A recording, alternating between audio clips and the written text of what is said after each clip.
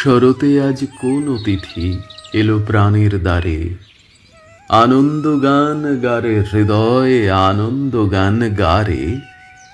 নীল আকাশের নীরব কথা, শিশির ভেজা ব্যাকুলতা, বেজে উঠুক আজি তোমার বিনার তারে তারে। শস্য ক্ষেতের সোনার গানে যোগ দেরে আজ সমান তানে, ভাসিয়ে দে সুর ভরা নদীর অমল জলধারে।